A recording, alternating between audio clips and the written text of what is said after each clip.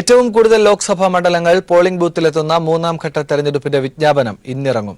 14 സംസ്ഥാനങ്ങളിൽ നിന്നായി 115 ലോക്സഭാ മണ്ഡലങ്ങളിലേക്കാണ് വിജ്ഞാപനം. ഏപ്രിൽ 23-നാണ് മൂന്നാം ഘട്ട വോട്ടെടുപ്പ്. ഏപ്രിൽ 4 വരെ നാമനിർദ്ദേശ പത്രിക സമർപ്പിക്കാം. ആസാം, ബീഹാർ, ഛത്തീസ്ഗഡ്, ഗുജറാത്ത്, ഗോവ, ജമ്മുകാശ്മീർ, കർണാടക, കേരളം, മഹാരാഷ്ട്ര, ഒഡീഷ, ഉത്തർപ്രദേശ്, പശ്ചിമ ബംഗാൾ എന്നീ സംസ്ഥാനങ്ങളും Dadra and Haveli, Daman and Diu എന്നീ കേന്ദ്രഭരണ പ്രദേശങ്ങളിലേക്കുമുള്ള ലോക്സഭാ മണ്ഡലങ്ങളിലേക്കുമാണ് തെരഞ്ഞെടുപ്പ് വിജ്ഞാപനം. ഗുജറാത്ത്, കേരളം സംസ്ഥാനങ്ങളിലെ മുഴുവൻ മണ്ഡലങ്ങളും ബാക്കി സംസ്ഥാനങ്ങളിൽ നിന്നായി ഏതാനും മണ്ഡലങ്ങളിലേക്കുമാണ് മൂന്നാം ഘട്ടത്തിൽ വോട്ടെടുപ്പ്. 4-ാം തീയതി വരെ നാമനിർദ്ദേശ പത്രിക സമർപ്പിക്കാം. 8-ാം തീയതി വരെ നാമനിർദ്ദേശ പത്രിക പിൻവലിക്കാനും സമയം അനുവദിച്ചിട്ടുണ്ട്. രാഷ്ട്രീയ പാർട്ടികൾ ഇതുവരെ മൂന്നാം ഘട്ടത്തിലേക്കുള്ള സ്ഥാനാർത്ഥികളെ മുഴുവൻ പ്രഖ്യാപിച്ചിട്ടില്ല. വിജ്ഞാപനം പ്രാബല്യത്തിലാകുന്നതോടെ സ്ഥാനാർത്ഥി പ്രഖ്യാപനവും വേഗത്തിലാകും. മഹാരാഷ്ട്രയിലെ 14 മണ്ഡലങ്ങളിൽ NCP നേതാവ് ശരത് പവാറിന്റെ മകൾ സുപ്രിയ സുലെ മത്സരിക്കുന്ന ബാരാമതി ഉൾപ്പെടുന്നു. ഉത്തർപ്രദേശിലെ 80 മണ്ഡലങ്ങളിലെ 10 സീറ്റുകളും മൂന്നാം ഘട്ടത്തിൽ ഉൾപ്പെടുന്നു. ആകെ 115 സീറ്റുകൾ. ഏപ്രിൽ 23-നാണ് വോട്ടെടുപ്പ്. News bureau, Delhi. 17-ാം ലോക്സഭാ തെരഞ്ഞെടുപ്പിനുള്ള നാമനിർദ്ദേശ പത്രിക ഇന്നു മുതൽ നൽകാം. മൂന്നാം ഘട്ട തെരഞ്ഞെടുപ്പ് നടക്കുന്ന കേരളത്തിലെ 20 ലോക്സഭാ മണ്ഡലങ്ങളിലേക്കുള്ള സ്ഥാനാർത്ഥികളുടെ നാമനിർദ്ദേശ പത്രിക സമർപ്പിക്കാനുള്ള അവസാന തീയതി ഏപ്രിൽ 4-ആണ്. പത്രികകളുടെ സൂക്ഷ്മ പരിശോധന ഏപ്രിൽ 5-നും പത്രിക പിൻവലിക്കാനുള്ള അവസാന തീയതി ഏപ്രിൽ 8-നുമാണ്. ലോക്സഭാ തെരഞ്ഞെടുപ്പിനുള്ള നാമനിർദ്ദേശ പത്രികകൾ വരണാധികാരിയായ ജില്ലാ കളക്ടർക്കാണ് സമർപ്പിക്കേണ്ടത്. പ്രവൃത്തി ദിവസങ്ങളിൽ രാവിലെ 11-നും വൈകിട്ട് 3-നും ഇടയിലാണ് പത്രികകൾ സ്വീകരിക്കുന്നത്. ദേശീയ സംസ്ഥാന പാർട്ടികളുടെ സ്ഥാനാർത്ഥിക്ക് ഒരു നാമനിർദ്ദേശകൻ മതിയാവും. എന്നാൽ അംഗീകാരമില്ലാത്ത പാർട്ടികളുടെ സ്ഥാനാർത്ഥിക്കും സ്വതന്ത്ര സ്ഥാനാർത്ഥികൾക്കും 10 നാമനിർദ്ദേശകർ വേണം. സ്ഥാനാർത്ഥിയടക്കം 5 പേരെ മാത്രമേ പത്രികാ സമർപ്പണത്തിനായി വരണാധികാരിയുടെ ഓഫീസിലേക്ക് പ്രവേശിപ്പിക്കൂ. ഒരു സ്ഥാനാർത്ഥിക്ക് പരമാവധി 4 സെറ്റ് നാമനിർദ്ദേശ പത്രികകൾ സമർപ്പിക്കാം. പത്രികയ്ക്കൊപ്പം ഫോം 26-ന്റെ സത്യവാങ്മൂലവും നൽകണം. സ്ഥാനാർത്ഥിയുടെ സ്ഥാവര ജംഗമ വസ്തുക്കൾ, വായ്പാ വിവരങ്ങൾ, സർക്കാർ സ്ഥാപനങ്ങളുമായി ബന്ധപ്പെട്ട കുടിശ്ശികയുടെ വിശദാംശങ്ങൾ തുടങ്ങിയവ ഇതിൽ രേഖപ്പെടുത്തണം. പത്രിക സമർപ്പിക്കുന്നയാളുടെ പേരിൽ ക്രിമിനൽ കേസുകൾ ഉണ്ടെങ്കിൽ അവ സംബന്ധിച്ച് FIR അടക്കമുള്ള പൂർണ്ണ വിവരങ്ങളും ഫോം 26-ൽ പരാമർശിക്കണം. 25,000 രൂപയാണ് സ്ഥാനാർത്ഥികൾ കെട്ടിവെക്കേണ്ട തുക. പട്ടികജാതി പട്ടികവർഗ വിഭാഗത്തിൽപ്പെടുന്നവർ 12,500 രൂപയാണ് കെട്ടിവെക്കേണ്ടത്. News bureau, Thiruvananthapuram. രാഹുൽ ഗാന്ധിയുടെ വയനാട് സ്ഥാനാർത്ഥിത്വത്തിലെ അനിശ്ചിതത്വം ഇന്ന് 6-ാം ദിവസവും തുടരുന്നു. തെരഞ്ഞെടുപ്പ് സമിതി യോഗം ഇന്ന് ചേരുന്നതിനാൽ 2 മണ്ഡലങ്ങളിൽ രാഹുൽ മത്സരിക്കുന്നത് സംബന്ധിച്ച് ഇന്ന് തീരുമാനമുണ്ടാകും എന്നാണ് കേരളത്തിലെ കോൺഗ്രസ് നേതാക്കൾ പ്രതീക്ഷിക്കുന്നത്. എന്നാൽ വയനാട്ടിൽ മത്സരിക്കുന്നത് സംബന്ധിച്ച് അനുകൂല തീരുമാനം ഉണ്ടാകുമോ എന്നത് രാഹുലിന്റെ തീരുമാനത്തെ ആശ്രയിച്ചിരിക്കും. വയനാട്ടിൽ മത്സരിക്കുന്നതിൽ ആശയക്കുഴപ്പത്തിലാണ് രാഹുൽ. കേരളത്തിൽ ഇടതുപക്ഷത്തിനെതിരെ മത്സരിക്കുന്നത് നൽകുന്നത് തെറ്റായ സന്ദേശമാണ്. ലോക്സഭാ തെരഞ്ഞെടുപ്പിന്റെ CPIM പ്രകടന പത്രിക ഇന്ന് പുറത്തിറങ്ങും. CPIM ജനറൽ സെക്രട്ടറി സീതാറാം യെച്ചൂരിയും പോളിറ്റ് ബ്യൂറോ അംഗങ്ങളും സംയുക്തമായാണ് പ്രകടന പത്രിക പുറത്തിറക്കുക. ഉച്ചയ്ക്ക് 2:30-ന് ദില്ലി AKG ഭവനിലാണ് ചടങ്ങ്. പാർലമെന്റിൽ CPIM അംഗബലം വർദ്ധിപ്പിക്കുക, BJPയെയും NDA ഘടകകക്ഷികളെയും തോൽപ്പിക്കുക എന്നതാണ് പാർട്ടി ലക്ഷ്യമെന്ന് കേന്ദ്ര കമ്മിറ്റി തീരുമാനമെടുത്തിരുന്നു. ഇതിന്റെ അടിസ്ഥാനത്തിലാണ് പ്രകടന പത്രിക തയ്യാറാക്കിയിട്ടുള്ളത്.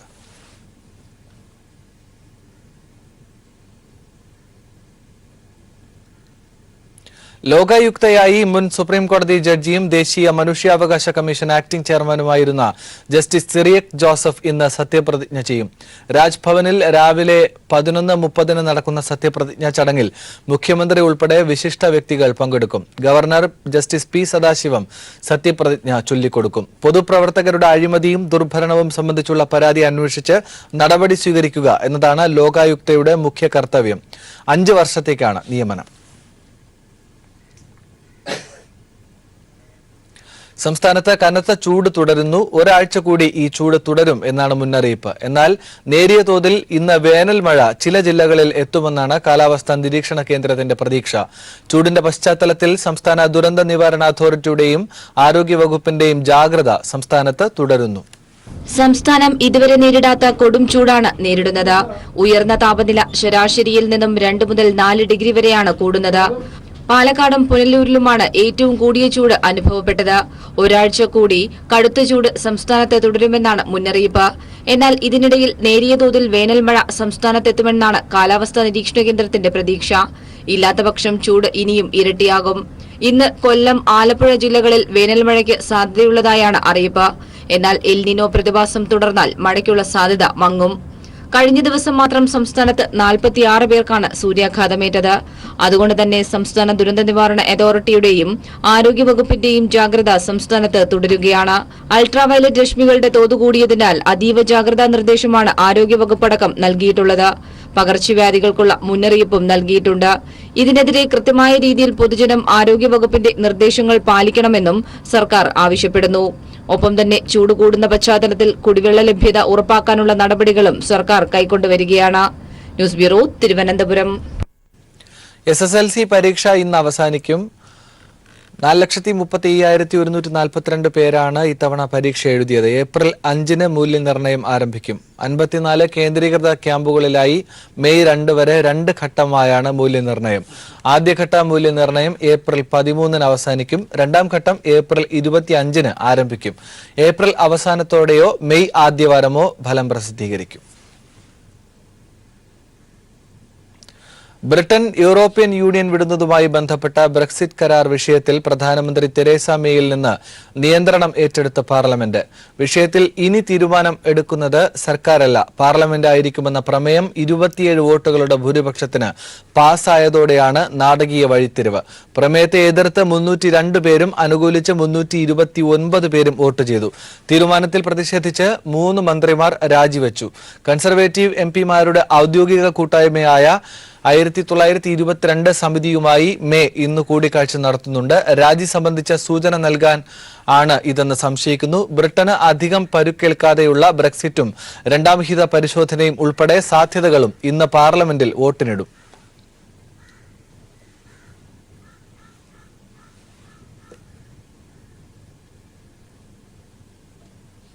ആറ്റിങ്ങൽ ലോക്സഭാ മണ്ഡലത്തിൽ പ്രചരണ ചൂട് കനക്കുന്നു. LDF സ്ഥാനാർത്ഥി എ സമ്പത്ത് 1ാം ഘട്ട പര്യടനം ആരംഭിച്ചപ്പോൾ UDF സ്ഥാനാർത്ഥി അടൂർ പ്രകാശിന്റെ മണ്ഡലം കൺവെൻഷനുകൾക്ക് തുടക്കം കുറിച്ചു. എന്നാൽ BJP സ്ഥാനാർത്ഥി ശോഭ സുരേന്ദ്രന്റെ പ്രവർത്തനങ്ങൾ മന്ദഗതിയിലാണ്. സഹ്യപർവ്വതം മുതൽ പടിഞ്ഞാറ് അറബിക്കടൽ വരെ നീണ്ടുകിടക്കുന്ന മണ്ഡലത്തിൽ ഓടിയെത്താനുള്ള പെടാപ്പാടിലാണ് ആറ്റിങ്ങൽ മണ്ഡലത്തിലെ സ്ഥാനാർത്ഥികൾ. സൂര്യന് രാഷ്ട്രീയമില്ലാത്തതിനാൽ പൊള്ളുന്ന ചൂട് എല്ലാ പാർട്ടിക്കാരെയും ഒരുമിച്ച് കടന്നാക്രമിക്കുകയാണ്. പൊള്ളുന്ന വെയിലിൽ ഇനി 25 ദിവസം പിടിച്ചു നിൽക്കണം. ഒപ്പം എതിരാളികളെ നിലംപരിശാക്കി മുന്നേറണം. സ്ഥാനാർത്ഥികൾക്ക് മുന്നിൽ വെല്ലുവിളികളേറെയാണ്. എന്നാൽ LDF ക്യാമ്പ് വലിയ ആത്മവിശ്വാസത്തിലാണ്. കഴിഞ്ഞ 10 വർഷത്തിലേറെയായി MP എന്ന നിലയിൽ താൻ നടത്തിയ പാർലമെന്ററി പ്രവർത്തനവും LDF സർക്കാരിന്റെ ഭരണമികവും തനിക്ക് തുണയാവുമെന്നാണ് ഇടത് സ്ഥാനാർത്ഥി എ സമ്പത്തിന്റെ പ്രതീക്ഷ. വളരെ കൃത്യമായി ജാഗ്രതയോടെ അവരുടെ പ്രവർത്തനങ്ങളെല്ലാം നടക്കുന്നു. അവരാണ് തെരഞ്ഞെടുപ്പിന്റെ പ്രവർത്തനങ്ങൾക്കെല്ലാം നേതൃത്വം നൽകുകയും തെരഞ്ഞെടുപ്പ് പ്രവർത്തനങ്ങൾ നടത്തുകയും ചെയ്യുന്നത്. ഞാനൊരു സ്ഥാനാർത്ഥി മാത്രമാണ്. ചുറ്റിക്കരുവാൾ നക്ഷത്ര മലയാളത്തിൽ വോട്ട് അഭ്യർത്ഥിക്കുന്ന സ്ഥാനാർത്ഥി മാത്രമാണ്. ആകെയുള്ള 7 മണ്ഡലങ്ങളിൽ 6ലും LDF MLA-മാരാണ്. മഹാഭൂരിപക്ഷം തദ്ദേശ സ്ഥാപനങ്ങളും കൈകാര്യം ചെയ്യുന്നത് LDF തന്നെ. പ്രചരണ പ്രവർത്തനങ്ങളിൽ LDF വൻ മുന്നേറ്റം നടത്തിക്കഴിഞ്ഞു. കോന്നിയിൽ നിന്നും മുൻ മന്ത്രി അടൂർ പ്രകാശിന്റെ രംഗത്തിറക്കിയാണ് UDF പ്രതിരോധിക്കാൻ ശ്രമിക്കുന്നത്. അടൂർ പ്രകാശ് എത്തിയതോടെ UDF ക്യാമ്പ് ഒന്നുണർന്നിട്ടുണ്ട്. പണക്കൊഴുപ്പിന്റെ ധാരാളിത്തം മണ്ഡലത്തിലുടനീളം കാണാം. ഈഴവ് വോട്ടുകളിൽ ഭിന്നിപ്പുണ്ടാക്കാനും നായർ വോട്ടുകൾ അധികമായി നേടാനുമാണ് അടൂർ പ്രകാശിന്റെ നീക്കം. എന്നാൽ മണ്ഡലത്തിൽ നിർണായകമായ മുസ്ലിം വോട്ടുകൾ തങ്ങൾക്ക് ലഭിക്കുമോ എന്ന കാര്യത്തിൽ UDF-ന് ഉറപ്പില്ല. എന്നാൽ താൻ തികഞ്ഞ വിജയപ്രതീക്ഷയിലാണെന്ന് അടൂർ പ്രകാശും പറയുന്നു. ഇവിടെയുള്ള പാർട്ടി പ്രവർത്തകരുടെയും UDF നേതാക്കന്മാരുടെയും ആത്മവിശ്വാസമാണ് എന്റെയും വിശ്വാസം. ആ വിശ്വാസത്തിൽ ഉറച്ചു നിന്നുകൊണ്ട് തീർച്ചയായിട്ടും ആറ്റിങ്ങൽ പാർലമെന്റ് നിയോജകമണ്ഡലം തിരിച്ചു പിടിച്ചിരിക്കും. BJP ക്യാമ്പ് പതിയെ ഉണർന്നു വരുന്നതേയുള്ളൂ. പോസ്റ്ററുകളും ചുവരെഴുത്തുകളും മറ്റ് 2 മുന്നണികളെ അപേക്ഷിച്ച് കുറവാണ്. പാലക്കാട് നിന്നും അപ്രതീക്ഷിത സ്ഥാനാർത്ഥിയായി ആറ്റിങ്ങലിലെത്തിയ BJP നേതാവ് ശോഭ സുരേന്ദ്രൻ പക്ഷേ ആത്മവിശ്വാസത്തിലാണ്. ആചാര സംരക്ഷണത്തിന് വേണ്ടിയിട്ട് പോരാട്ടം നടത്തിയവരുടെ വ്യതയും നോവും ഏറ്റുവാങ്ങിയിട്ടുള്ള ഒരു പാർലമെന്റ് മണ്ഡലം എന്നുള്ള രീതിയിൽ ഞങ്ങൾ ആ വിഷയങ്ങളെ കൂടി ഉൾച്ചേർത്തുകൊണ്ടാണ് ഈ തെരഞ്ഞെടുപ്പ് രംഗത്ത് നിൽക്കുന്നത്. ഇടതിന്റെ കോട്ട തകർക്കും എന്ന UDF-ന്റെ അവകാശവാദം ഫലപ്രദമാകണമെങ്കിൽ അവർ ഏറെ വിയർപ്പൊഴുക്കേണ്ടി വരും. ഇടതിന് മണ്ഡലം നിലനിർത്തേണ്ടത് അനിവാര്യതയുമാണ്. അനിവാര്യതയും അവകാശവാദവും തമ്മിൽ ഏറ്റുമുട്ടുമ്പോൾ ജനം എന്ത് നിലപാടെടുക്കുമെന്നതാണ് രാഷ്ട്രീയ കേരളം ഉറ്റുനോക്കുന്നത്. S. ജീവൻകുമാർ, തിരുവനന്തപുരം. കൊല്ലം ലോക്സഭാ മണ്ഡലത്തിൽ ഇടതുമുന്നണി സ്ഥാനാർത്ഥി KN ബാലഗോപാൽ കൊല്ലം നിയമസഭാ മണ്ഡലത്തിലെ കശുവണ്ടി തൊഴിലാളികളെ കണ്ട് വോട്ട് അഭ്യർത്ഥിച്ചു. UDF സ്ഥാനാർത്ഥി NK പ്രേമചന്ദ്രൻ ചടയമംഗലത്ത് വോട്ട് അഭ്യർത്ഥിച്ചു. BJP സ്ഥാനാർത്ഥി KC സാബു കൊല്ലം തെരഞ്ഞെടുപ്പ് കൺവെൻഷനിൽ പങ്കെടുത്തു. മാലയും കണിക്കൊന്നയും കൊണ്ടാണ് കഴിഞ്ഞ ദിവസങ്ങളിൽ കശുവണ്ടി തൊഴിലാളികൾ KN ബാലഗോപാലിനെ സ്വീകരിച്ചതെങ്കിൽ കൊല്ലത്തും അതൊക്കെ തുടർന്നെങ്കിലും മാർക്ക് ഫാക്ടറിയിലെ തൊഴിലാളികൾ കശുവാക നൽകി തങ്ങളുടെ പ്രിയ സ്ഥാനാർത്ഥിയെ സ്വീകരിച്ചു. കഴിഞ്ഞ UDF ഭരണകാലത്ത് തിരിഞ്ഞു നോക്കാത്തവർ ഇക്കുറി നിങ്ങൾക്ക് കിട്ടിയത് പോരല്ലോ എന്ന് പറഞ്ഞു വന്ന് വോട്ട് ചോദിച്ച് പറ്റിക്കുന്നവരെ സൂക്ഷിക്കണമെന്ന് KN ബാലഗോപാൽ പറഞ്ഞു. 5 വർഷത്തിന് മുമ്പ് വരാത്ത ആളുകൾ ഇതൊക്കെ അടച്ചു കിടന്ന് മിണ്ടാത്ത ആളുകൾ വന്നിട്ട് നിങ്ങൾക്ക് ഇത്ര നന്നാ പോരായിരുന്നല്ലോ, ഞങ്ങളായിരുന്നെങ്കിൽ നിങ്ങൾ അടച്ചിട്ടേക്കല്ലോ ചോദിക്കണം. എന്തിനാ ഇങ്ങോട്ട് വരുന്നതെന്ന് ചോദിക്കണം ന്യായമായ കാര്യങ്ങൾ ചോദിച്ചാൽ മതി. ഫാക്ടറി മുഴുവൻ അടച്ച് വ്യവസായം മൊത്തം തകർത്ത ആളുകൾ തെരഞ്ഞെടുപ്പിന്റെ സമയത്ത് പല കാര്യങ്ങളുമായിട്ട് വരും. എന്തായാലും നമുക്ക് ഈ നാട്ടിൽ ജീവിച്ചേ പറ്റൂ. ഏത് ഗവൺമെന്റ് വന്നാലും ജോലി ചെയ്യാതെ പൈസ വേണമെന്ന് നിങ്ങളാരും പറയുന്നില്ല. നമുക്ക് ജോലി കിട്ടണം, ന്യായമായ കൂലി കിട്ടണം, നമ്മളും അതേ പറയുന്നുള്ളൂ. അല്ലാതെ ആരുടെ അക്കൗണ്ടിൽ വെറുതെ പൈസ തരുമെന്ന് പറഞ്ഞാൽ വിശ്വസിക്കേണ്ട കാര്യമൊന്നുമില്ല, ആരും തരാൻ പറ്റത്തില്ല. പക്ഷെ ആ ഒരു സാഹചര്യം ഉണ്ടാക്കാൻ ഇടതുപക്ഷം വേണം. അതിനുവേണ്ടി നമുക്ക് ഒരുമിച്ച് പ്രവർത്തിക്കാം. ഇവിടെ ഞാനിത് പറഞ്ഞത് ഇത്രയും കാര്യങ്ങൾ പറഞ്ഞു, ഇത് ഓരോ മേഖലയിലും ഞങ്ങൾ പ്രവർത്തിക്കുന്നതിന്റെ അടിസ്ഥാനത്തിലാണ് പറഞ്ഞത്. കശുവണ്ടി മേഖലയിലെ കാര്യങ്ങളിലൂടെ പറഞ്ഞതേ ഉള്ളൂ. പക്ഷെ പലത്തും ചെല്ലുമ്പോൾ നുണപ്രചരണങ്ങളായിട്ട് ഇറങ്ങിയിരിക്കുകയാണ്. BJPയും കോൺഗ്രസും ഒരുമിച്ച് ചേർന്നാണ് ഇടതുപക്ഷത്തിനെതിരെ. കാര്യം രണ്ടുപേർക്കും വിരോധമാണല്ലോ, ഇവർ തമ്മിൽ അഡ്ജസ്റ്റ്മെന്റ് ഒക്കെ ഉണ്ടല്ലോ. വലതുമുന്നണി സ്ഥാനാർത്ഥി NK പ്രേമചന്ദ്രൻ ചടയമംഗലത്താണ് ഇന്ന് വോട്ട് അഭ്യർത്ഥിച്ചത്. BJP സ്ഥാനാർത്ഥി KV സാബു കൊല്ലത്ത് തെരഞ്ഞെടുപ്പ് കൺവെൻഷനിൽ പങ്കെടുത്തു. ന്യൂസ് ബ്യൂറോ, കൊല്ലം. കൊല്ലത്തെ ഇടതുമുന്നണി സ്ഥാനാർത്ഥി KN ബാലഗോപാലിന് പിന്തുണ നൽകി ഇടത് വിദ്യാർത്ഥികൾ നടത്തിയ കൺവെൻഷൻ അപകടത്തിൽപ്പെട്ട് ചികിത്സ നിഷേധിക്കപ്പെട്ട് മരിച്ച മുരുകന്റെ ഭാര്യ മുരുകമ്മാൾ ഉദ്ഘാടനം ചെയ്തു. SFI വീട് വെച്ച് നൽകുന്ന ദിവ്യാമോൾ തന്റെ ശമ്പളത്തിന്റെ ഒരു വിഹിതം തെരഞ്ഞെടുപ്പ് ഫണ്ടിലേക്ക് സംഭാവന ചെയ്തു. മുരുകമ്മയും മക്കൾ ഗോകുലും രാഹുലും ബന്ധുക്കൾക്കൊപ്പം എത്തിയാണ് തങ്ങളെ മുഖ്യമന്ത്രിയുടെ പക്കലെത്തിച്ച സാമ്പത്തിക സഹായം ലഭ്യമാക്കാൻ സഹായിച്ച KN ബാലഗോപാലിന് പൂമാല ചാർത്തി കൺവെൻഷനിലും CPIM ഓഫീസിലും വെച്ച് പിന്തുണയും ആശംസയും നേർന്നത്. உங்களது பொன்னான வாக்குகளை பாலகோபாலன் சார் அவர்களுக்கு அளித்து அவர்களை வெற்றி பெற செய்யுமாறு தாழ்மையுடன் கேட்டுக்கொள்கிறேன்.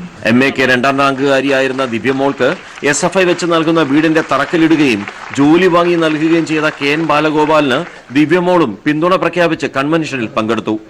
പേഴ്സണലായിട്ടൊരു ഒപ്പീനിയനിൽ നമ്മുടെ കാര്യങ്ങൾ സാഹചര്യങ്ങൾ കൂടുതൽ തിരക്കി അറിയാനും അതിലൊരു പരിഹാരം കണ്ടെത്താനും ഒക്കെ തോന്നിയെന്ന് പറഞ്ഞാൽ നമ്മുടെ സാറിനും പിന്നെ SFIയുടെ നേതാക്കൾക്കും മാത്രമേ ഉള്ളൂ. വേറെ ഒരാൾക്കും നമ്മുടെ സാഹചര്യങ്ങളിൽ ഇറങ്ങി കൂടുതൽ എന്താണെന്ന് കണ്ടെത്താൻ ആർക്കും തോന്നിയിട്ടില്ല. എൻ്റെ ഒരു ഒപ്പീനിയൻ നമുക്ക് എന്താണ് ഏറ്റവും കൂടുതൽ സഹായങ്ങൾ ചെയ്യുന്നത് ബാലഗോപാൽ സാർ തന്നെയാണ്. അപ്പൊ സാറിന് എന്താണ് എല്ലാവരും വോട്ട് ചെയ്ത് ജയിപ്പിക്കുക, അത് മാത്രമേ എനിക്ക് പറയാനുള്ളൂ. മുദ്രാവാക്യം മുഴക്കിയാണ് തങ്ങളുടെ മുൻ നേതാവിനെ വിദ്യാർത്ഥികൾ കൺവെൻഷനിൽ സ്വീകരിച്ചത്. ന്യൂസ് ബ്യൂറോ, കൊല്ലം. രാഹുൽ ഗാന്ധി കേരളത്തിൽ മത്സരിക്കുമെന്ന സൂചന പോലും താൻ നൽകിയിട്ടില്ലെന്ന് ഉമ്മൻചാണ്ടി. കേരളത്തിൽ മത്സരിക്കണമെന്ന ആവശ്യം മുന്നോട്ട് വയ്ക്കുകയാണ് ചെയ്തത്. വയനാട് സീറ്റിന്റെ കാര്യത്തിൽ തർക്കമില്ല, തീരുമാനം വൈകാതെ ഉണ്ടാകുമെന്നാണ് പ്രതീക്ഷ.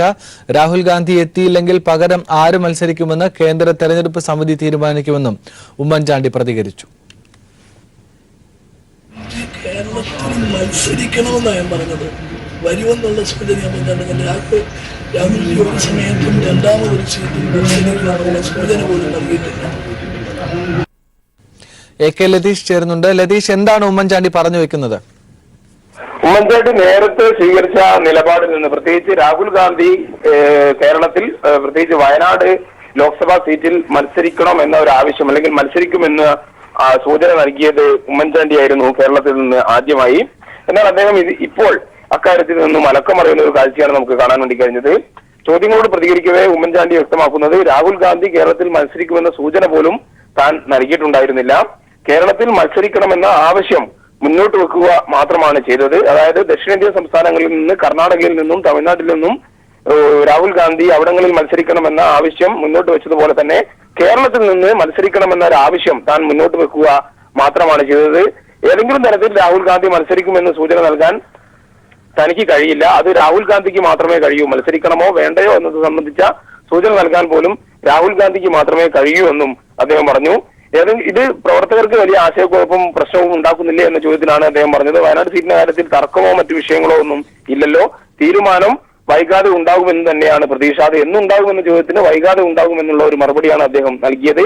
ഒപ്പം സിദ്ദിഖ് തന്നെ ആയിരിക്കുമോ? പ്രത്യേകിച്ച് രാഹുൽ ഗാന്ധി മത്സരിക്കാതെ നിൽക്കുന്ന സാഹചര്യത്തിൽ ടി സിദ്ദിഖ് തന്നെ ആയിരിക്കുമോ വയനാട്ടിൽ മത്സരിക്കുക എന്ന ചോദ്യത്തിനും അദ്ദേഹം വ്യക്തമായ മറുപടി പറഞ്ഞില്ല. അക്കാര്യങ്ങൾ കേന്ദ്ര തെരഞ്ഞെടുപ്പ് സമിതിയാണ് തീരുമാനിക്കേണ്ടത് എന്നും ഉമ്മൻചാണ്ടി പറയുകയുണ്ടായി. ആനന്ദ്. ശരി, വ്യക്തമാണ്. AK ലതീഷാണ് വിശദാംശങ്ങൾ നൽകിയത്.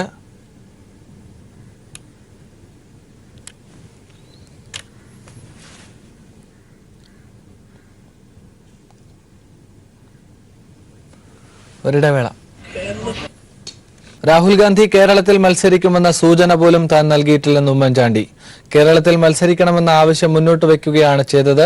വയനാട് സീറ്റിന്റെ കാര്യത്തിൽ തർക്കമില്ല, തീരുമാനം വൈകാതെ ഉണ്ടാകുമെന്നാണ് പ്രതീക്ഷ. രാഹുൽ ഗാന്ധി എത്തിയില്ലെങ്കിൽ പകരം ആര് മത്സരിക്കുമെന്ന് കേന്ദ്ര തെരഞ്ഞെടുപ്പ് സമിതി തീരുമാനിക്കുമെന്നും ഉമ്മൻചാണ്ടി പ്രതികരിച്ചു.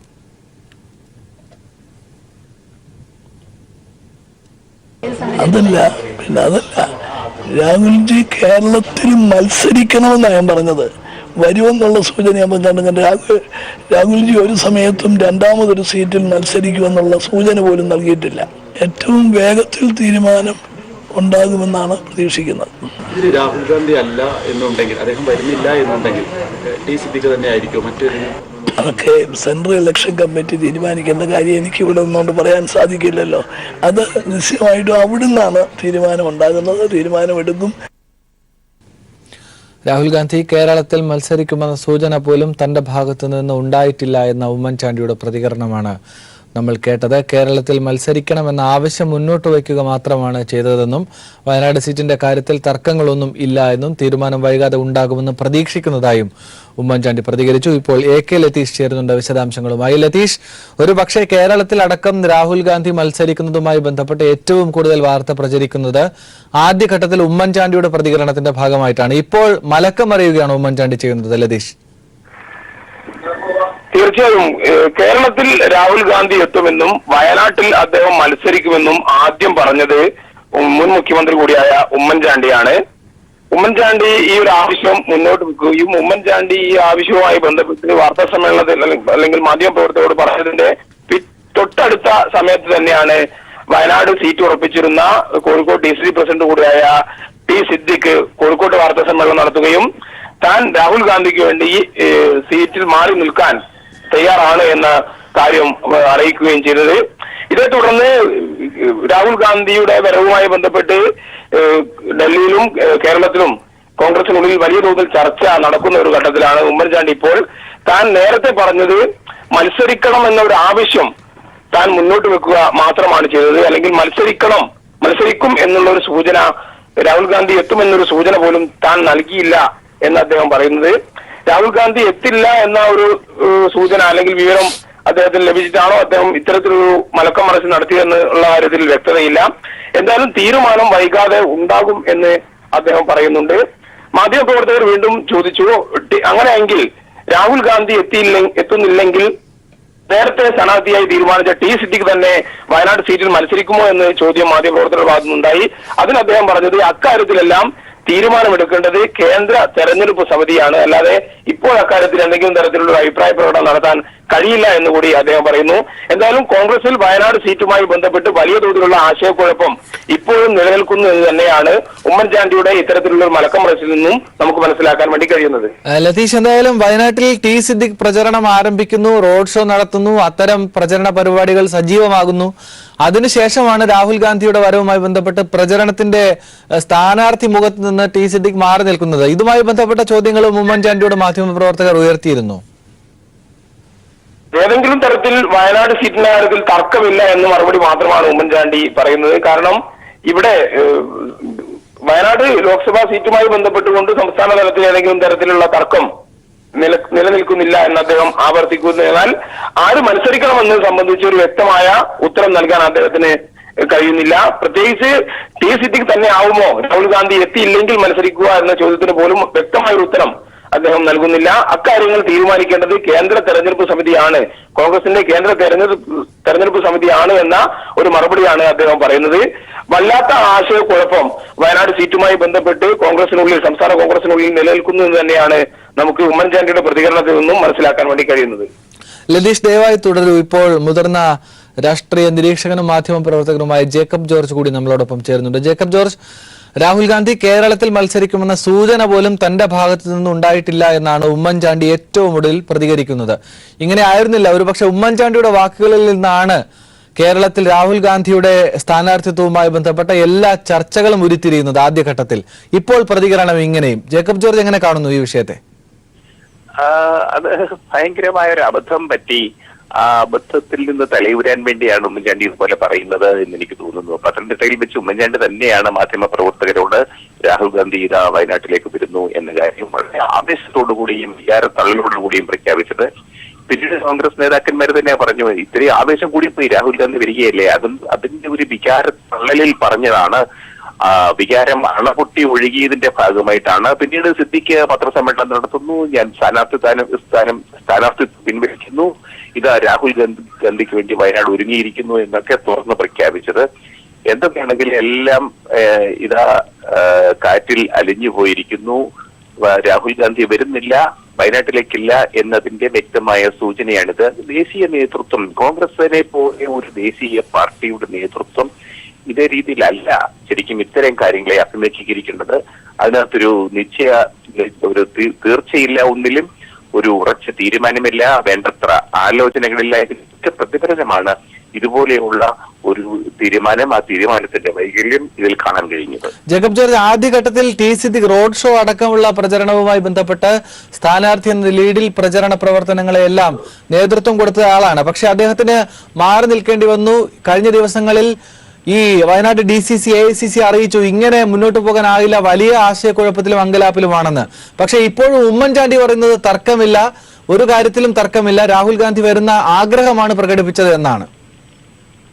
അതാണ് തീർച്ചയായിട്ടും. അങ്ങനെയാണെങ്കിൽ ആഗ്രഹം പ്രകടിപ്പിച്ചാൽ ഉടനെ തന്നെ പ്രവർത്തനം നിശ്ചയം അത് സംബന്ധിച്ചിട്ട് തീരുമാനമെടുക്കണ്ടേ? അങ്ങനത്തെ തീരുമാനമെടുക്കാൻ എന്തുകൊണ്ട് വൈകി? എന്തൊക്കെയാണെങ്കിലും സംസ്ഥാന നേതാക്കന്മാർ പറഞ്ഞതുപോലെ അല്ല ഹൈക്കമാൻഡ് ചിന്തിച്ചതും ഇത് വിലയിരുത്തിയതും എന്ന കാര്യം വ്യക്തമാവുകയാണ്. അവർക്ക് അവരുടേതായ രീതിയിലല്ലേ ചിന്തിക്കാൻ പറ്റൂ. രാജ്യത്തെ മുഴുക്കെ കടന്ന ഒരു നേതൃത്വമാണ് ദേശീയ നേതൃത്വം. അങ്ങനെ വരുമ്പോ രാഹുൽ ഗാന്ധി എവിടെ മത്സരിക്കണം എന്ന് ഒരു സംസ്ഥാനത്തിന്റെ നേതൃത്വമല്ല തീരുമാനിക്കേണ്ടത്, ദേശീയ നേതൃത്വം തന്നെയാണ് തീരുമാനിക്കേണ്ടത്. അങ്ങനെ ഒരു പ്രഖ്യാപനമുണ്ടെങ്കിൽ ആ പ്രഖ്യാപനം നടത്തേണ്ടതും ദേശീയ നേതൃത്വം തന്നെയാണ്.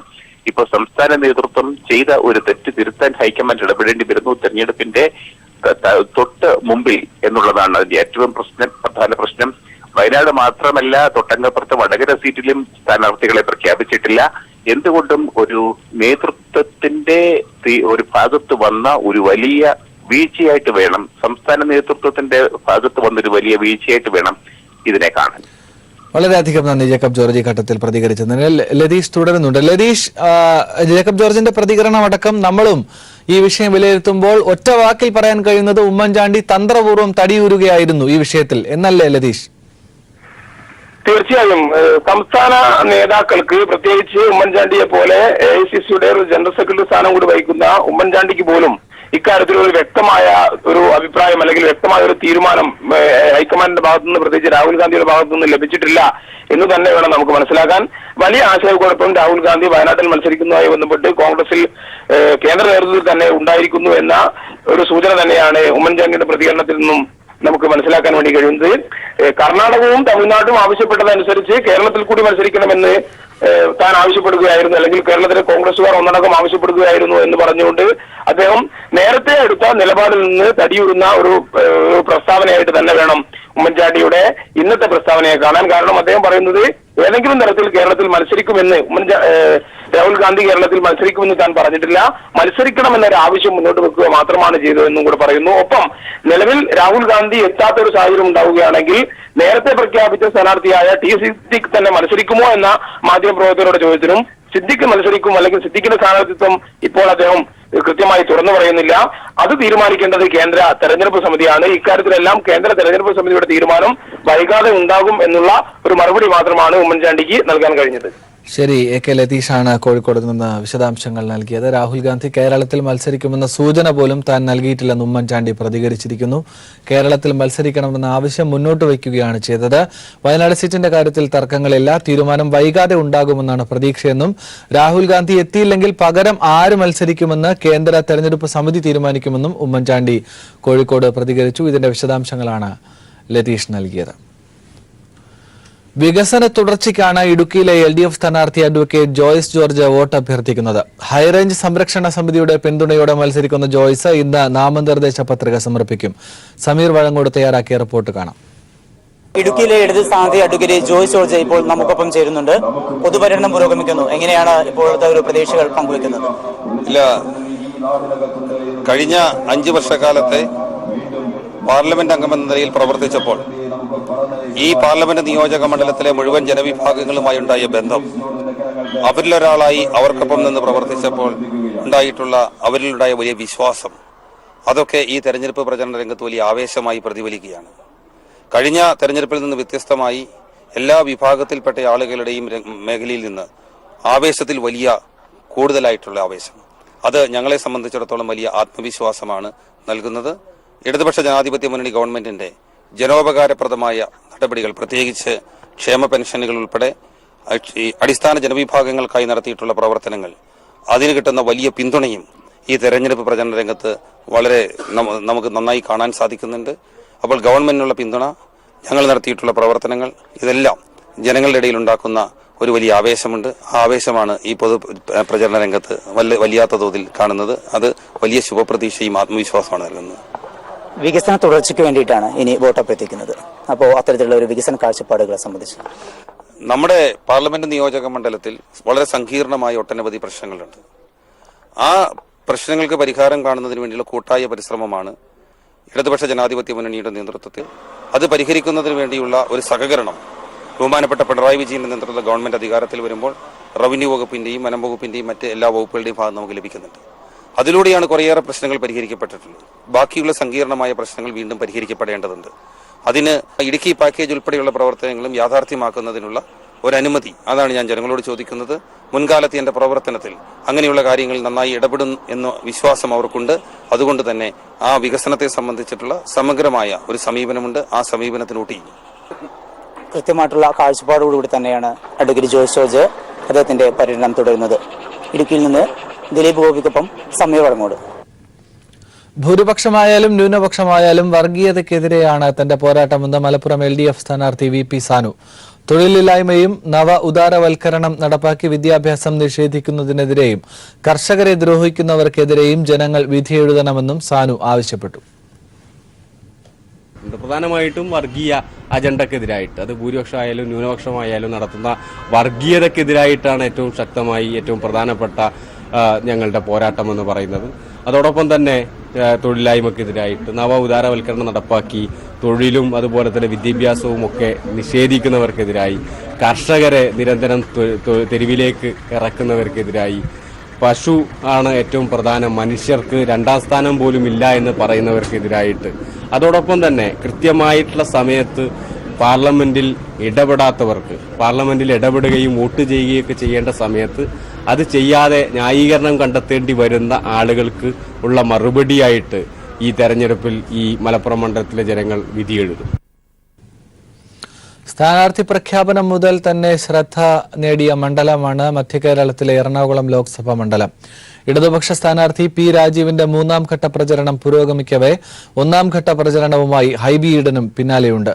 ഒടുവിൽ വന്നിറങ്ങിയ BJP സ്ഥാനാർത്ഥി അൽഫോൺസ് കണ്ണന്താനം മണ്ഡലം മാറിയാണ് വോട്ടഭ്യർത്ഥന തുടങ്ങിയതെങ്കിലും ഇപ്പോൾ സ്വന്തം മണ്ഡലത്തിൽ പ്രചരണം ശക്തമാക്കി കഴിഞ്ഞു. വർഗീയത വീഴും വികസനം വാഴുമെന്ന മുദ്രാവാക്യം പോസ്റ്ററുകളിൽ എഴുതിയാണ് ഇടതുപക്ഷ സ്ഥാനാർത്ഥി P രാജീവ് വോട്ടർമാർക്കിടയിലേക്ക് ഇറങ്ങിച്ചെല്ലുന്നത്. അങ്കത്തട്ടിലേക്ക് ആദ്യമിറങ്ങിയ അദ്ദേഹം പ്രചരണ രംഗത്ത് ഏറെ മുന്നിലാണ്. 3ാം ഘട്ട പ്രചരണവുമായി മണ്ഡലത്തിലുടനീളം തുറന്ന വാഹനത്തിൽ സ്വീകരണം ഏറ്റുവാങ്ങിയാണ് സ്ഥാനാർത്ഥി.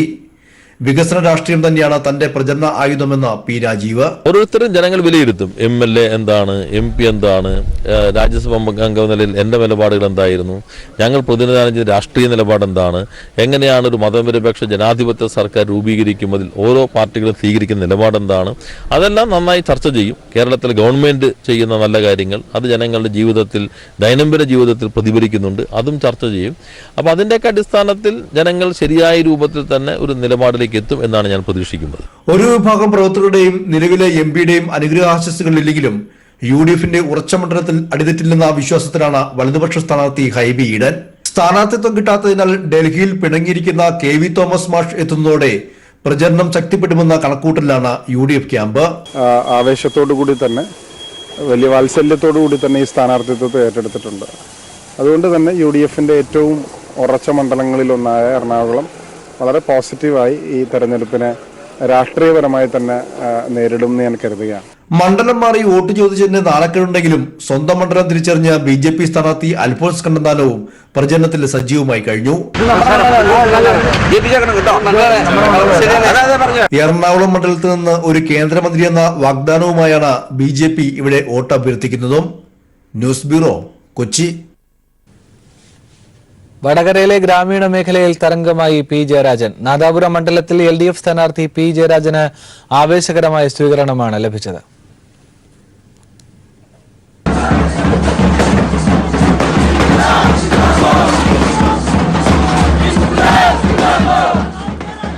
കർഷക തൊഴിലാളി സമരങ്ങളുടെ ചരിത്രം പേറുന്ന നാദാപുരം മണ്ഡലത്തിൽ ഗ്രാമീണ ജനതയുടെ ഹൃദയങ്ങൾ കീഴടക്കിയായിരുന്നു LDF സ്ഥാനാർത്ഥി പി ജയരാജന്റെ പര്യടനം. കത്തുന്ന വെയിലിനെ അവഗണിച്ച് സമൂഹത്തിന്റെ നാനാതുറകളിൽ നിന്നും ആയിരങ്ങളാണ് വിവിധ കേന്ദ്രങ്ങളിൽ സ്ഥാനാർത്ഥിയെ സ്വീകരിക്കാനെത്തിയത്. മുത്തുക്കുടകളും ബാൻഡ് വാദ്യങ്ങളും പടക്കം പൊട്ടിച്ചും പ്രവർത്തകർ സ്വീകരണത്തിന് തുടിപ്പേകി.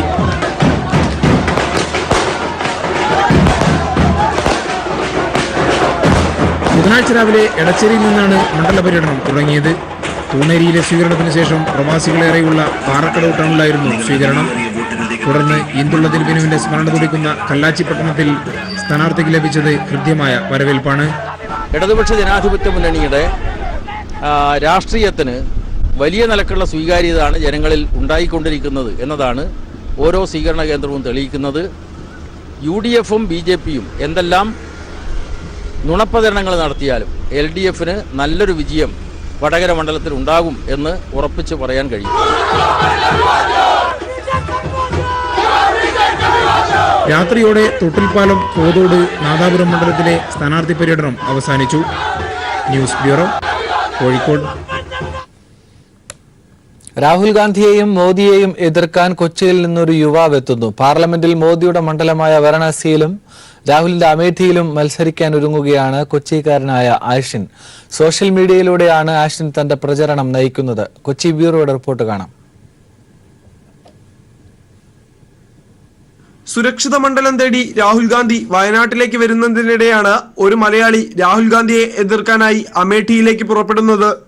കൊച്ചിയിൽ പ്രോഗ്രാം ഡയറക്ടറായി ജോലി ചെയ്യുന്ന ആഷിൻ 2 ലക്ഷം വോട്ടുകളാണ് അമേഠിയിൽ നിന്നും വാരണാസിയിൽ നിന്നും ലക്ഷ്യം വെക്കുന്നത്. മോദിയുടെ സ്വന്തം മണ്ഡലമായ വാരണാസിയിലും മത്സരിക്കുന്നത് വഴി ആവശ്യങ്ങൾ അധികാരികൾക്ക് മുന്നിൽ എത്തിക്കാൻ സാധിക്കുമെന്നാണ് ഈ ചെറുപ്പക്കാരൻ കണക്കാക്കുന്നത്. പല ആൾക്കാരും പല സമരമുറകളും അല്ലെങ്കിൽ കാര്യങ്ങളും ചെയ്യാറുണ്ട്. അതുപോലെ ഒരു വ്യക്തി എന്നുള്ള നിലയിലും ഒരു പൊളിറ്റിക്കൽ പാർട്ടി എന്നുള്ള നിലയിലും ഞങ്ങൾക്ക് പറയാനുള്ള കുറച്ച് കാര്യങ്ങൾ ഞങ്ങൾ ഗവൺമെൻറ്റിൻ്റെയും അല്ലെങ്കിൽ ഈ പറയുന്ന ജയിച്ച് ഒരു പുതിയ മന്ത്രിസഭ വരാൻ സാധ്യതയുള്ള ആൾക്കാരിലേക്ക് എത്തിക്കുക എന്നുള്ളതാണ് ഞങ്ങളുടെ പ്രധാന ലക്ഷ്യം. സമൂഹ മാധ്യമങ്ങൾ വഴിയുള്ള ചിലവ് കുറഞ്ഞ പ്രചരണമാണ് ഇന്ത്യൻ ഗാന്ധിയൻ പാർട്ടിയുടെ നാഷണൽ ഇലക്ഷൻ കോർഡിനേറ്റർ കൂടിയായ ആഷിൻ ലക്ഷ്യം വെക്കുന്നത്. ഇന്ത്യയിലൊട്ടാകെ 10,000-ലധികം പ്രവർത്തകർ പാർട്ടിക്കുണ്ടെന്ന് ആഷിൻ പറയുന്നു. പ്രചരണത്തിന്റെ ഭാഗമായി ഡെവലപ്പ് ഇന്ത്യ ബിഫോർ ഡെത്ത് എന്ന പേരിൽ 62 ഇന പ്രഖ്യാപനങ്ങളുമായി പ്രചരണ പത്രികയും പാർട്ടി പുറത്തിറക്കിയിട്ടുണ്ട്. ദേശീയ രാഷ്ട്രീയത്തിൽ ഇടം ഉറപ്പിക്കുന്നതിന്റെ ഭാഗമായി ഏപ്രിൽ 1-ന് ആഷിൻ വാരണാസിയിലേക്ക് പുറപ്പെടും. News bureau, Kochi.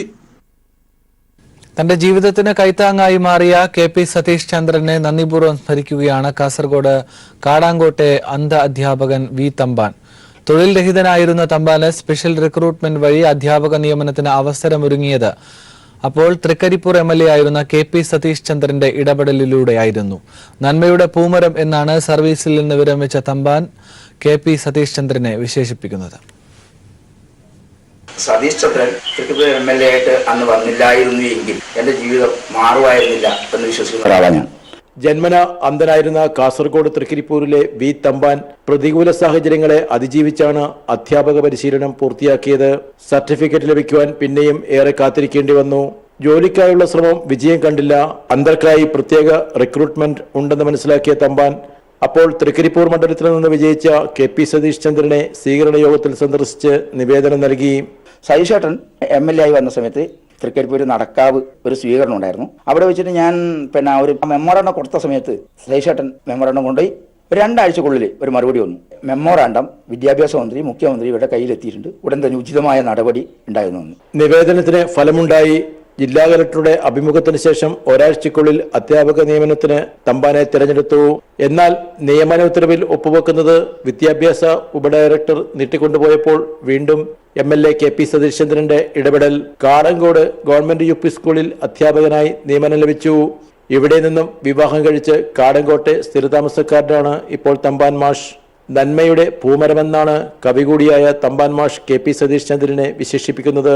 എനിക്ക് ഈ ജോലി ആക്കി തന്നതുകൊണ്ട് മാത്രമല്ല, നമ്മുടെ സമൂഹത്തിൽ ഒരു പൊതുജന സമ്മതനായിട്ടുള്ള, എന്റെ ഭാഷയിൽ പറഞ്ഞത് നന്മകളുടെ മാമരം, തിന്മകളുടെ തീമരം, കനിവുകളുടെ പാൽമരം, കനവുകളുടെ പൂമരം, അതാണ് സതീഷേട്ടൻ. അതുകൊണ്ട് തന്നെ മഹാഭൂരിപക്ഷത്തോടു കൂടി സതീഷേട്ടൻ വിജയിക്കുമെന്ന നിലയിൽ ഒരു സംശയം എനിക്കില്ല.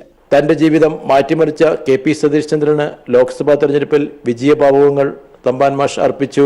MLA ആയിരുന്ന KP സതീഷ് ചന്ദ്രന്റെ നന്മകളാണ് തമ്പാൻ മാഷ് തന്റെ ജീവിതാനുഭവം വെച്ച് സാക്ഷ്യപ്പെടുത്തിയത്. അദ്ദേഹം ലോക്സഭയിലേക്ക് തെരഞ്ഞെടുക്കപ്പെട്ടാൽ നാടിന് തന്നെ വെളിച്ചമാകുമെന്ന് തമ്പാൻ മാഷ് ചൂണ്ടിക്കാട്ടുന്നു. ക്യാമറാമാൻ ഷൈജു ബിലാത്രയ്ക്കൊപ്പം സണ്ണി ജോസഫ്. ന്യൂജൻ വോട്ടർമാരുടെ മനസ്സിൽ ഇടം പിടിച്ച LDF സ്ഥാനാർത്ഥി VN വാസവൻ പര്യടനം തുടരുന്നു.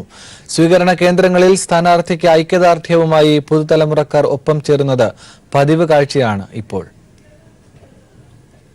കനത്ത ചൂടിനെ പോലും അവഗണിച്ച് ആവേശകരമായ സ്വീകരണമാണ് കോട്ടയം ബസേലിയസ് കോളേജിലെ വിദ്യാർത്ഥികൾ LDF സ്ഥാനാർത്ഥി VN വാസവന് നൽകിയത്. ന്യൂജൻ വോട്ടർമാർ മാലയിട്ടും പുസ്തകം നൽകിയും സ്ഥാനാർത്ഥിയെ വരവേറ്റു.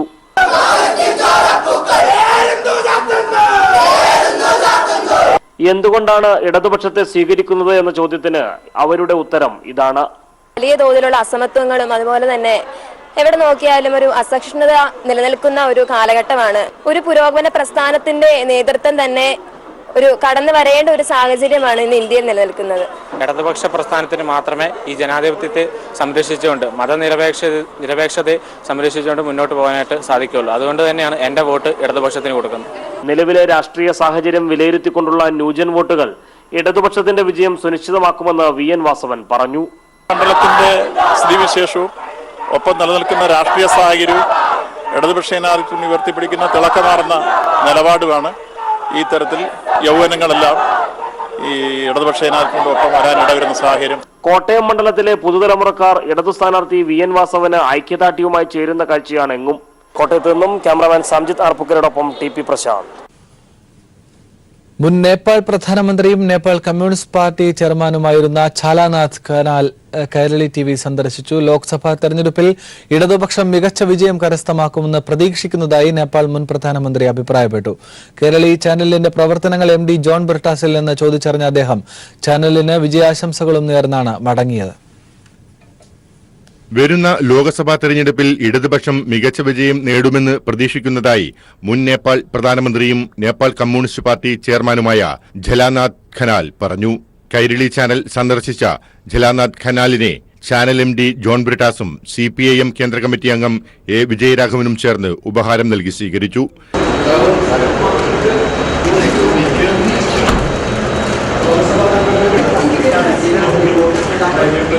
കേരളവും നേപ്പാളും തമ്മിൽ സംസ്കാരത്തിലും രാഷ്ട്രീയത്തിലും സമാനതകളുണ്ടെന്ന് പറഞ്ഞ അദ്ദേഹം ആഗോളതലത്തിൽ ഏക പ്രതീക്ഷ ഇടതുപക്ഷ പാർട്ടികളാണെന്നും അതുകൊണ്ട് തന്നെ ഇടതുപക്ഷം ശക്തിയാർജിക്കേണ്ടതുണ്ടെന്നും പറഞ്ഞു. കൈരളി ചാനലിന്റെ പ്രവർത്തനങ്ങൾ MD ജോൺ ബ്രിട്ടാസിൽ നിന്നും ചോദിച്ചു മനസ്സിലാക്കിയ അദ്ദേഹം ചാനലിന് വിജയാശംസകളും അർപ്പിച്ചു. നേപ്പാൾ കമ്മ്യൂണിസ്റ്റ് പാർട്ടി കേന്ദ്ര കമ്മിറ്റി അംഗം ദേവി പ്രസാദ് ഗവാലി, യുവശാസ്ത്രജ്ഞൻ രാംചന്ദ്ര ഖണ്ഡാൽ എന്നിവരും ജാലാനാഥ് ഖലാനിക്കൊപ്പം ഉണ്ടായിരുന്നു. ഇത് രണ്ടാം തവണയാണ് ഇദ്ദേഹം കേരളം സന്ദർശിക്കുന്നത്. News bureau, Thiruvananthapuram. വിവിപാറ്റ് മെഷീനാണ് ഇപ്പോഴത്തെ താരം. എന്തിനേറെ പറയണം, കോടതി വരെ കയറിയിരിക്കുകയാണ് ഈ മഹാൻ. അറിയാം എന്താണ് വിവിപാറ്റ് എന്ന്.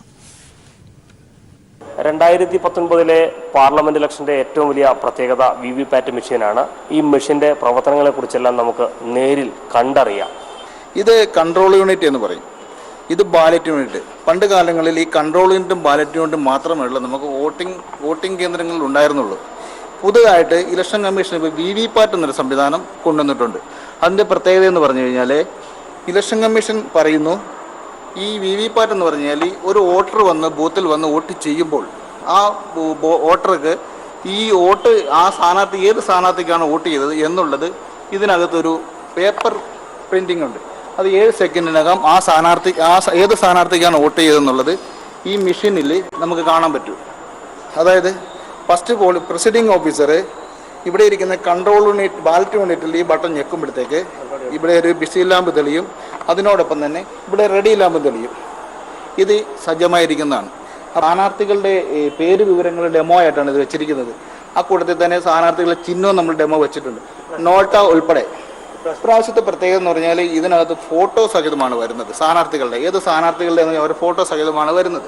ഇതിനകത്ത് ഏതെങ്കിലും ഒരു ബട്ടൺ നമ്മൾ ഞെക്കുമ്പോഴത്തേക്ക് ഈ ബിസി ലാമ്പ് തെളിയുന്നപ്പോൾ റെഡി ലാമ്പ് തെളിഞ്ഞ് വോട്ടിങ്ങിന് സജ്ജമായിട്ടിരിക്കുകയാണ് സംഭവം ഇപ്പോൾ. ഇപ്പോൾ ഏതെങ്കിലും ഒരു ബട്ടൺ നമ്മൾ ഞെക്കുമ്പോഴത്തേക്ക് ആ ബട്ടൻ്റെ അവിടെ ഈ ഒരു ആരോ മാർക്ക് റെഡ് തെളിയും. അക്കൂട്ടത്തിൽ തന്നെ ഇവിടെ ആർക്കാണ് വോട്ട് ചെയ്തത് എന്നുള്ളത് അവിടെ വരുന്നതായിരിക്കും. ജനാധിപത്യത്തിന് വിപുലമായ ജനപങ്കാളിത്തം ഒരുക്കുന്നതിന് വേണ്ടിയിട്ടാണ് ഇത്തരത്തിലുള്ള സംവിധാനം ഒരുക്കിയിട്ടുള്ളത്. ക്യാമറാമാൻ സാംജിത് ആർപ്പുക്കരോടൊപ്പം TP പ്രശാന്ത്, കോട്ടയം. വടകര ഓർക്കാട്ടേരിയിൽ CPIM പ്രവർത്തകന്റെ വീട് ആക്രമിച്ച കേസിൽ 10 RMP പ്രവർത്തകർ കുറ്റക്കാരെന്ന് കോടതി. പ്രതികൾക്ക് 3 വർഷം തടവും 3 ലക്ഷം പിഴയും കോടതി ശിക്ഷ വിധിച്ചു. വടകര അസിസ്റ്റന്റ് സെഷൻസ് കോടതിയാണ് ശിക്ഷ വിധിച്ചത്. CPIM ലോക്കൽ കമ്മിറ്റി അംഗമായിരുന്ന PK ബാലന്റെ വീട് ആക്രമിച്ച് തീവെച്ച് നശിപ്പിച്ച സംഭവത്തിലാണ് കോടതി വിധി. RMP ലോക്കൽ കമ്മിറ്റി അംഗം ദാമോദരൻ ഉൾപ്പെടെ 10 പേരെയാണ് കോടതി ശിക്ഷിച്ചത്. 2012 കേസിനാസ്പദമായ സംഭവം ഉണ്ടായത്. 2012 കേസിനാസ്പദമായ സംഭവം. ഓർക്കാട്ടേരി മുയിപ്രയിൽ CPIM ലോക്കൽ കമ്മിറ്റി അംഗമായിരുന്ന PK ബാലന്റെ വീട് ആക്രമിച്ച് അക്രമികൾ തീവച്ച് നശിപ്പിക്കുകയായിരുന്നു. വീടും വീട്ടുപകരണങ്ങളും പൂർണ്ണമായും കത്തിനശിക്കുകയും ചെയ്തിരുന്നു. സംഭവത്തിൽ RMP ലോക്കൽ കമ്മിറ്റി അംഗം ദാമോദരൻ ഉൾപ്പെടെ 10 പേരെയാണ് കോടതി ശിക്ഷിച്ചത്. 3 വർഷം തടവും 3 ലക്ഷം രൂപ പിഴയും ശിക്ഷയായി കോടതി വിധിച്ചു. ഇന്ന് വന്ന കേസിന്റെ വിധി നല്ല രീതിയിലുള്ള ഒരു ആശ്വാസം, സന്തോഷവും ഞങ്ങൾക്കുണ്ട്. പക്ഷേ ഈ RMP ക്രിമിനലുകൾ കാട്ടിയ ഈ കൊടും ക്രൂരതയ്ക്ക് ഇതിലും വലിയ ശിക്ഷ അവർക്ക് വാങ്ങിക്കൊടുക്കണം എന്നുള്ളതാണ് എൻ്റെ അഭിപ്രായം. 3 ലക്ഷം രൂപ പരാതിക്കാരന് നൽകാനും കോടതി വിധിച്ചിട്ടുണ്ട്. വടകര അസിസ്റ്റന്റ് സെഷൻസ് കോടതിയാണ് ശിക്ഷാവിധി പ്രഖ്യാപിച്ചത്. News bureau, Kozhikode. ഏറ്റവും കൂടുതൽ ലോക്സഭാ മണ്ഡലങ്ങൾ പോളിംഗ് ബൂത്തിലെത്തുന്ന 3ാം ഘട്ട തെരഞ്ഞെടുപ്പിന്റെ വിജ്ഞാപനം ഇന്നിറങ്ങും. 14 സംസ്ഥാനങ്ങളിൽ നിന്നായി 115 ലോക്സഭാ മണ്ഡലങ്ങളിലേക്കാണ് വിജ്ഞാപനം. ഏപ്രിൽ 23-നാണ് 3ാം ഘട്ട വോട്ടെടുപ്പ്. ഏപ്രിൽ 4 വരെ നാമനിർദ്ദേശ പത്രിക സമർപ്പിക്കാം. ആസാം, ബീഹാർ, ഛത്തീസ്ഗഡ്, ഗുജറാത്ത്, ഗോവ, ജമ്മുകാശ്മീർ, കർണാടക, കേരളം, മഹാരാഷ്ട്ര, ഒഡീഷ, ഉത്തർപ്രദേശ്, പശ്ചിമബംഗാൾ എന്നീ സംസ്ഥാനങ്ങളും Dadra and Haveli, Daman and Diu എന്നീ കേന്ദ്രഭരണ പ്രദേശങ്ങളിലേക്കുമുള്ള ലോക്സഭാ മണ്ഡലങ്ങളിലേക്കുമാണ് തെരഞ്ഞെടുപ്പ് വിജ്ഞാപനം. ഗുജറാത്ത്, കേരളം സംസ്ഥാനങ്ങളിലെ മുഴുവൻ മണ്ഡലങ്ങളും ബാക്കി സംസ്ഥാനങ്ങളിൽ നിന്നായി ഏതാനും മണ്ഡലങ്ങളിലേക്കുമാണ് 3ാം ഘട്ടത്തിൽ വോട്ടെടുപ്പ്. 4-ാം തീയതി വരെ നാമനിർദ്ദേശ പത്രിക സമർപ്പിക്കാം. 8-ാം തീയതി വരെ നാമനിർദ്ദേശ പത്രിക പിൻവലിക്കാനും സമയം അനുവദിച്ചിട്ടുണ്ട്. രാഷ്ട്രീയ പാർട്ടികൾ ഇതുവരെ 3ാം ഘട്ടത്തിലേക്കുള്ള സ്ഥാനാർത്ഥികളെ മുഴുവൻ പ്രഖ്യാപിച്ചിട്ടില്ല. വിജ്ഞാപനം പ്രാബല്യത്തിലാകുന്നതോടെ സ്ഥാനാർത്ഥി പ്രഖ്യാപനവും വേഗത്തിലാകും. മഹാരാഷ്ട്രയിലെ 14 മണ്ഡലങ്ങളിൽ NCP നേതാവ് ശരത് പവാറിന്റെ മകൾ സുപ്രിയ സുലെ മത്സരിക്കുന്ന ബാരാമതി ഉൾപ്പെടുന്നു. ഉത്തർപ്രദേശിലെ 80 മണ്ഡലങ്ങളിലെ 10 സീറ്റുകളും 3ാം ഘട്ടത്തിൽ ഉൾപ്പെടുന്നു. ആകെ 115 സീറ്റുകൾ. ഏപ്രിൽ 23-നാണ് വോട്ടെടുപ്പ്. News bureau, Delhi. 17ാം ലോക്സഭാ തെരഞ്ഞെടുപ്പിനുള്ള നാമനിർദ്ദേശ പത്രിക ഇന്ന് മുതൽ നൽകാം. മൂന്നാം ഘട്ട തെരഞ്ഞെടുപ്പ് നടക്കുന്ന കേരളത്തിലെ 20 ലോക്സഭാ മണ്ഡലങ്ങളിലേക്കുള്ള സ്ഥാനാർത്ഥികളുടെ നാമനിർദ്ദേശ പത്രിക സമർപ്പിക്കാനുള്ള അവസാന തീയതി ഏപ്രിൽ 4 പത്രികകളുടെ സൂക്ഷ്മ പരിശോധന ഏപ്രിൽ 5 പത്രിക പിൻവലിക്കാനുള്ള അവസാന തീയതി ഏപ്രിൽ 8 ലോക്സഭാ തെരഞ്ഞെടുപ്പിനുള്ള നാമനിർദ്ദേശ പത്രികകൾ വരണാധികാരിയായ ജില്ലാ കളക്ടർക്കാണ് സമർപ്പിക്കേണ്ടത്. പ്രവൃത്തി ദിവസങ്ങളിൽ രാവിലെ 11 വൈകിട്ട് 3 ഇടയിലാണ് പത്രികകൾ സ്വീകരിക്കുന്നത്. ദേശീയ സംസ്ഥാന പാർട്ടികളുടെ സ്ഥാനാർത്ഥിക്ക് ഒരു നാമനിർദ്ദേശകൻ മതിയാവും. എന്നാൽ അംഗീകാരമില്ലാത്ത പാർട്ടികളുടെ സ്ഥാനാർത്ഥിക്കും സ്വതന്ത്ര സ്ഥാനാർത്ഥികൾക്കും 10 നാമനിർദ്ദേശകർ വേണം. സ്ഥാനാർത്ഥിയടക്കം 5 പേരെ മാത്രമേ പത്രികാ സമർപ്പണത്തിനായി വരണാധികാരിയുടെ ഓഫീസിലേക്ക് പ്രവേശിപ്പിക്കൂ. ഒരു സ്ഥാനാർത്ഥിക്ക് പരമാവധി 4 സെറ്റ് നാമനിർദ്ദേശ പത്രികകൾ സമർപ്പിക്കാം. പത്രികയ്ക്കൊപ്പം ഫോം 26 സത്യവാങ്മൂലവും നൽകണം. സ്ഥാനാർത്ഥിയുടെ സ്ഥാവര ജംഗമ വസ്തുക്കൾ, വായ്പാ വിവരങ്ങൾ, സർക്കാർ സ്ഥാപനങ്ങളുമായി ബന്ധപ്പെട്ട കുടിശ്ശികയുടെ വിശദാംശങ്ങൾ തുടങ്ങിയവ ഇതിൽ രേഖപ്പെടുത്തണം.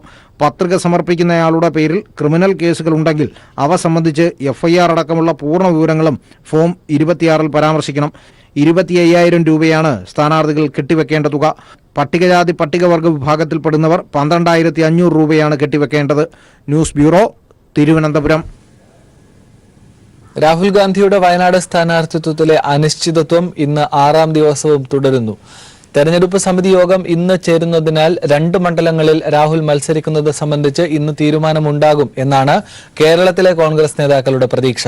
എന്നാൽ വയനാട്ടിൽ മത്സരിക്കുന്നത് സംബന്ധിച്ച് അനുകൂല തീരുമാനം ഉണ്ടാകുമോ എന്നത് രാഹുലിന്റെ തീരുമാനത്തെ ആശ്രയിച്ചിരിക്കും. വയനാട്ടിൽ മത്സരിക്കുന്നതിൽ ആശയക്കുഴപ്പത്തിലാണ് രാഹുൽ. കേരളത്തിൽ ഇടതുപക്ഷത്തിനെതിരെ മത്സരിക്കുന്നത് നൽകുന്നത് തെറ്റായ സന്ദേശമാണ് എന്ന കാഴ്ചപ്പാടും പ്രശ്നം സൃഷ്ടിക്കുന്നു. ലോക്സഭാ തെരഞ്ഞെടുപ്പിന്റെ CPIM പ്രകടന പത്രിക ഇന്ന് പുറത്തിറങ്ങും. CPIM ജനറൽ സെക്രട്ടറി സീതാറാം യെച്ചൂരിയും പൊളിറ്റ് ബ്യൂറോ അംഗങ്ങളും സംയുക്തമായാണ് പ്രകടന പത്രിക പുറത്തിറക്കുക. ഉച്ചയ്ക്ക് 2:30 ദില്ലി AKG ഭവനിലാണ് ചടങ്ങ്. പാർലമെന്റിൽ CPIM അംഗബലം വർദ്ധിപ്പിക്കുക, BJPയെയും NDA ഘടകകക്ഷികളെയും തോൽപ്പിക്കുക എന്നതാണ് പാർട്ടി ലക്ഷ്യമെന്ന് കേന്ദ്ര കമ്മിറ്റി തീരുമാനമെടുത്തിരുന്നു. ഇതിന്റെ അടിസ്ഥാനത്തിലാണ് പ്രകടന പത്രിക തയ്യാറാക്കിയിട്ടുള്ളത്.